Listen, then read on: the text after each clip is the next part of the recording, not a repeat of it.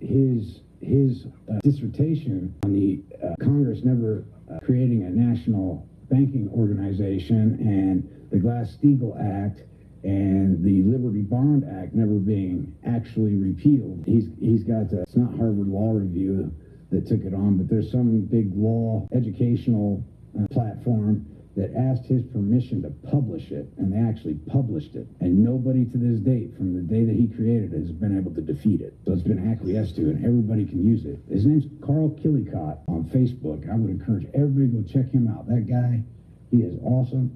He's a blessing from the Heavenly Father. He's never asked for a single fucking cent from anybody.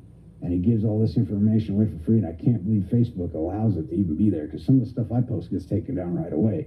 And he's got stuff on there that's just flat out dangerous to the organization. But as long as people hear you, but they ain't listening to you, they leave you alone. And he don't ever get on and do no lives or nothing. He just publishes some stuff. And he's got a website too. It's completely free. And it's got all this information on there.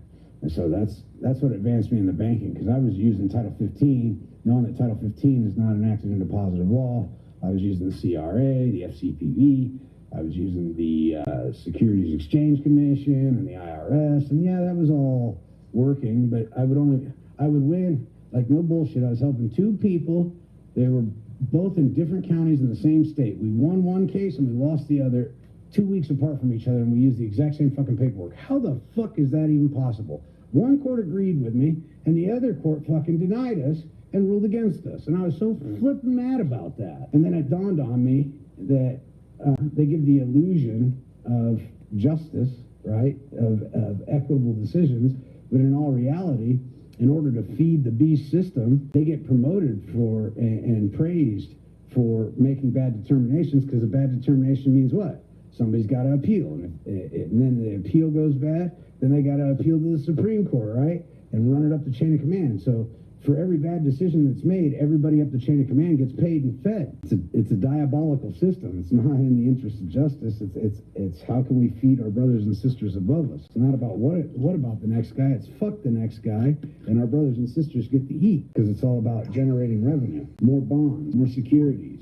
more claims, because that's the business that they're in. It's Baratray, charging a fee in the interest of justice. What should be done shall be done, and they've turned it into Baratray, which is exactly what Matthew 5:25 is all about. Woe unto you lawyers, for you laymen, grievous with burdens, grievous to be borne, yet ye yourself not touch them with a single finger, and those who seek to enter in, you hinder, yet ye yourself not enter in. Now, it shouldn't be woe unto you lawyers, it should be woe unto you fucking heathens, you lying, looting, pandering pieces of shit that have turned my people into a commodity, which is what they've done. They've engaged in human trafficking, the trafficking of persons, the trafficking of our elders, you know. So anyway, I've rambled on long enough this evening. I hope this helped you all out. All the glory goes to the Heavenly Father. Don't take my word for shit. There's no substitution for fucking reading. None. And until you understand this stuff and know this on your heart, it would be really hard for you to press your claim in a court if you have to go into a court. You have to know this. You can't say, I heard this from some guy on TikTok that he was a slick talking son of a bitch and he was smooth. And he's got firsthand knowledge and experience. They don't give a shit about that. You got to speak it from your own heart. And they got to know that you mean business and that you're serious about it and that you'll follow through. I had a judge tell me, I looked at the judge one time and said, you're violating the law.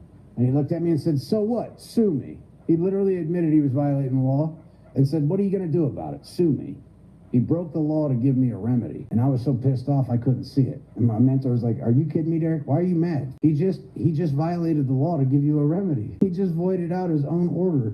He prejudiced you, biased you, and admitted that he was breaking the law. And you're over here fucking wanting to beat your little war drum instead of fucking going in there and either setting aside the judgment or vacating the judgment or doing a collateral attack or a direct attack on the case for void judgment. He gave you a remedy, dude, and you're over here all pissed off about it. I'm like, that's just such bullshit. He's like, that's how it works. They're never going to agree with you, Derek. They can't have you running around with fucking 30,000 people worldwide following you and shit, flaunting the papers around that you have, showing that you're the victor and that they agreed with you. They're never going to agree with you. And when they do agree with you, they're going to agree with you in just positive statements. Yeah, you can kick Derek's dog on any day that doesn't end in Y.